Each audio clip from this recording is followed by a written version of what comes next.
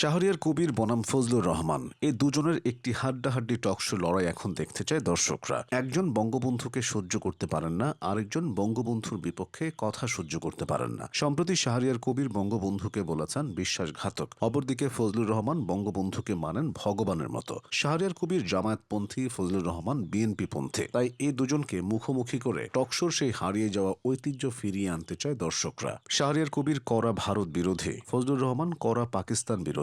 একজন কথায় কথায় বলেন তুই রাজাকার তুই রাজাকার, আরেকজন কথায় কথায় বলেন এই স্বাধীনতা আজকেকার। তাই জনগণের মতামত এই দুই নেতাকে নিয়ে একটি হাড্ডাহাড্ডি টকশো না করলেই নয়, কারণ দুজনেই এখন টকশো কাঁপিয়ে বেড়াচ্ছেন দেদারসে। জামায়াতপন্থী শাহরিয়ার কবিরকে বলা হচ্ছে রাজনীতির মাঠে প্রতিপক্ষের নির্ঘাত আতঙ্ক। তার ঝাঁঝালো বক্তব্য ও যুক্তির মুখে পরাস্ত হচ্ছেন অপরপক্ষ। তাই দর্শকরা মনে করছে তাকে সামলাতে প্রয়োজন বিএনপির ফজলুর রহমানকে, যার তেজস্বী ও বলিয়ান কণ্ঠস্বর দিয়ে রুখে দেওয়া হবে শাহরিয়ার কবিরের সকল অপযুক্তি। অবশ্য শাহরিয়ার কবির দলিল ছাড়া কোনো কথা বলেন না, তাই সাথে নিয়ে বসেন এক গাদা কাগজ। দালিলিক বিভিন্ন প্রমাণের নিখুঁত উপস্থাপনের মাধ্যমে তিনি প্রতিপক্ষকে ধরাশায়ী করেন। এদিকে ফজলুর রহমানের রয়েছে ক্ষুরোধারো স্মৃতিশক্তি। একে একে সব ইতিহাস টেনে এনে উন্মোচন করে দেন প্রতিপক্ষের মুখোশ। শাহরিয়ার কবির বলেছেন ৭১-এর স্বাধীনতা ছিনিয়ে নিয়েছে ভারত, আর ফজলুর রহমানের মতে ভারত না থাকলে বাংলাদেশ কখনো স্বাধীন হতো না। এখন কোনটা সত্য তা প্রমাণ করতে এই দুজনের মুখোমুখি হওয়া ছাড়া আর কোনো বিকল্প নেই জনগণের হাতে। তাছাড়া এই দুজনকে নিয়ে সোশ্যাল মিডিয়ায় বইছে ট্রোলের বন্যা। তাই টকশো উপস্থাপকদের জন্য এটি হতে পারে এক সুবর্ণ সুযোগ।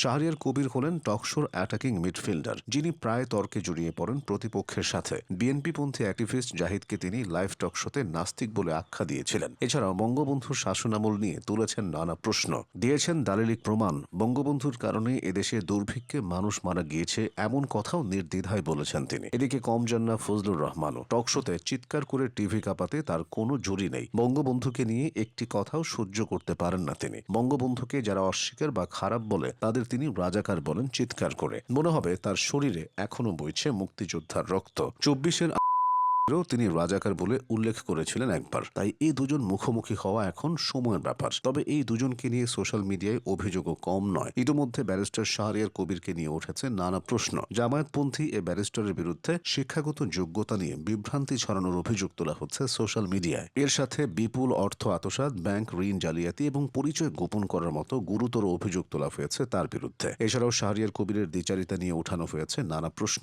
একসময় নাকি এই ব্যারিস্টার শাহরিয়ার ছাত্রলীগ করতেন। অবশ্য বিএনপির ফজলুর রহমানও একসময় ছাত্রলীগের রাজনীতির সাথে যুক্ত ছিলেন। শাহরিয়ার কবিরের বিরুদ্ধে এত অভিযোগ আসলেও এখনও তিনি চুপ রয়েছেন। হয়তো সব প্রশ্নের উত্তর দিবেন দলিলের মাধ্যমে, কারণ তিনি প্রমাণ ছাড়া কথা বলেন না। তাই হয়তো সব কাগজপত্র গুছিয়ে নিচ্ছেন। এদিকে ফজলুর রহমানকে উঠতে বসতে গালাগাল খেতে হয় তার বিরোধী মতাদর্শের জন্য। কেউ তাকে ভারতী বলে, আবার কেউ বলে ফজু পাগলা, কিন্তু তাতে কোনো কর্ণপাত নেই তার। কে কি বলল না বলল এতে মনোযোগ না দিয়ে তিনি রাজাকার মুক্ত বাংলাদেশ গড়তে দৃঢ়বদ্ধ। তাই তো টকশোতে গিয়ে প্রায় ঝড় তোলেন এ নেতা। এখন জনগণের সামনে এমন দুজন টকশোবিদ থাকতেও যদি একটা হাড্ডাহাড্ডি লড়াই না হয়, তাহলে সব বিনোদন যেন বৃথা যায়।